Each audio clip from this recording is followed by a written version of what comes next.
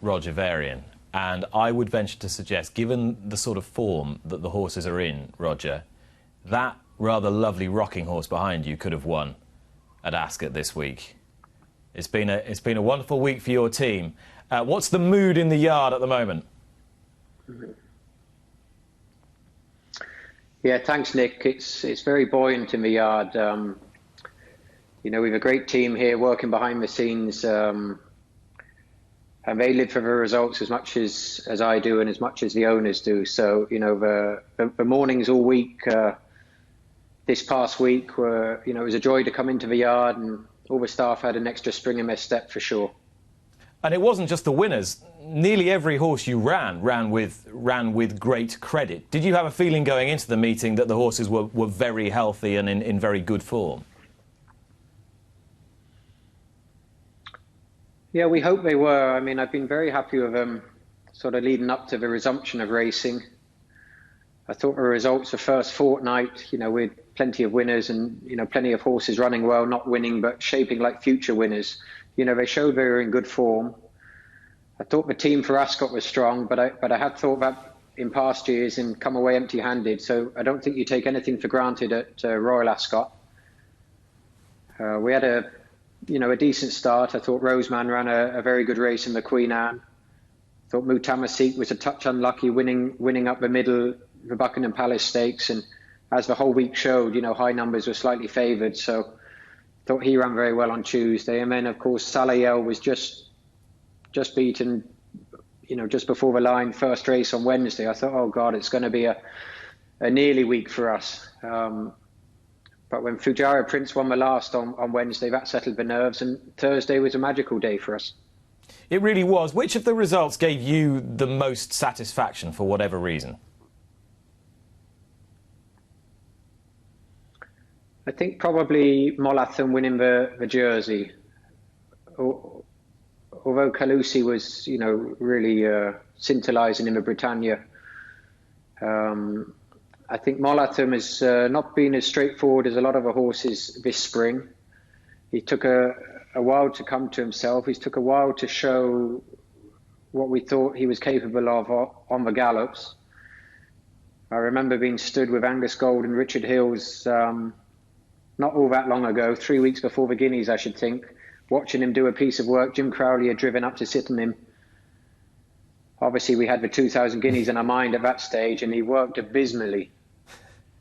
And we thought this was our best 3-year-old, you know, for the Shadwell team. And it was a real sort of chin on the floor moment. And where do we go from here? But I suppose in hindsight, at the very least, it left me in no doubt that the Guineas wasn't going to be his race. It was going to come too soon, even though it was a month behind where it should be. The horse wasn't firing, and I spoke with Sheikh Hamdan, who's always excellent to speak to, always a gentleman to deal with, and he listened very well to what we all thought, and you know, he was then very supportive that we take a bit longer with the horse, and we all thought the Jersey at Ascot was his race, and it gave us an extra couple of weeks to get him fine-tuned. He really only came to hand in the final fortnight. So I think not to be sucked into a Guineas and to hold off, wait for a race that we really thought was his race, and to see him deliver the way he did was very satisfying. Roger, for a lot of horses, when they get to that class, the programme book simply dictates where they go. For him, it's a bit more nuanced than that. You've got quite interesting options as regards what distance he goes to or stays at, what kind of class you run in, how you map out his future. What thoughts have you had since his win in the Jersey? To be honest, Nick, the thoughts are probably still ahead of us. Ascot's such a mad week. We've been back and forth, you know, Friday, Saturday, just catching our breath now on Sunday morning.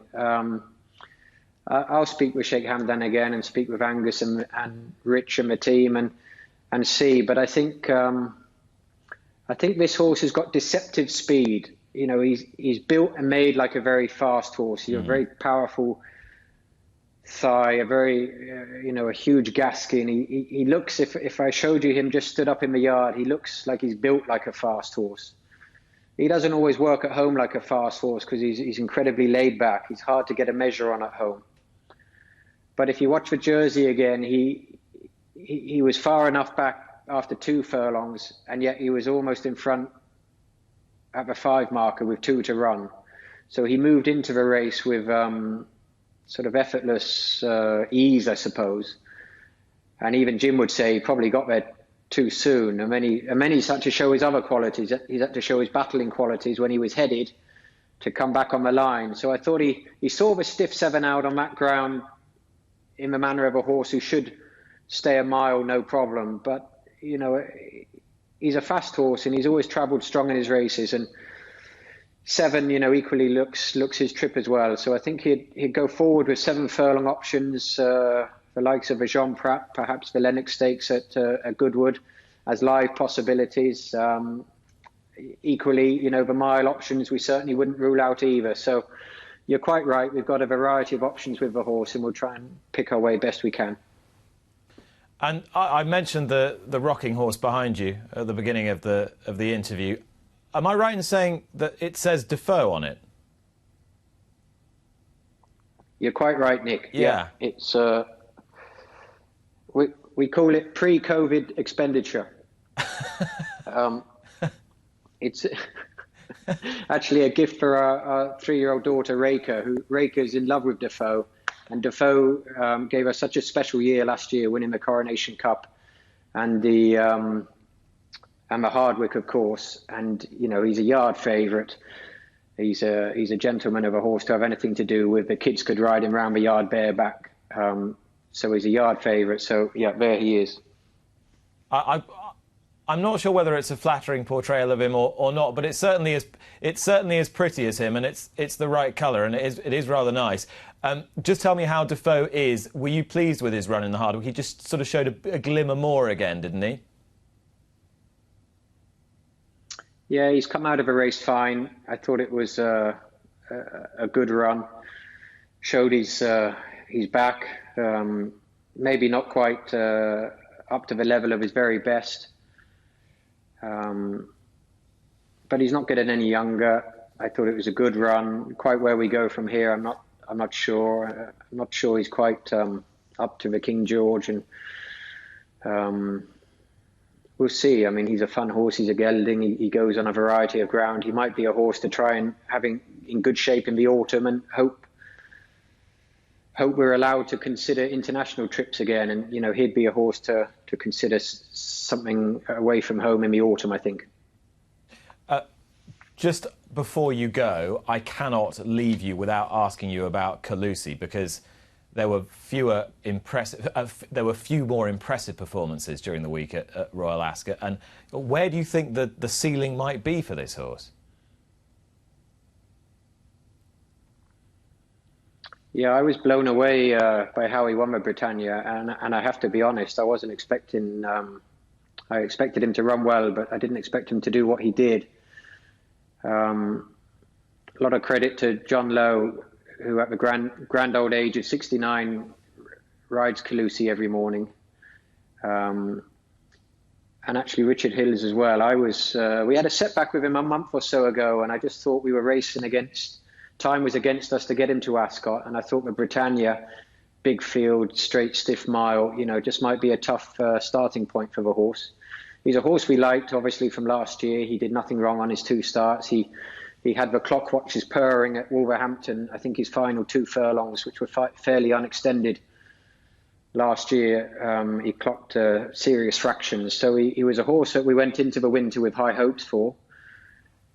He's not as laid back as Molatham, but he's pretty relaxed in his work. He's a hard horse to gauge. I had a bit of a wobble about declaring him on Monday morning, and you know, Richard Hill said, "No, come on, you know, this is what we do it for." And we got him in the race, and thank God we did, because to see what he did, he looked you know, he looked like he could be a high class prospect.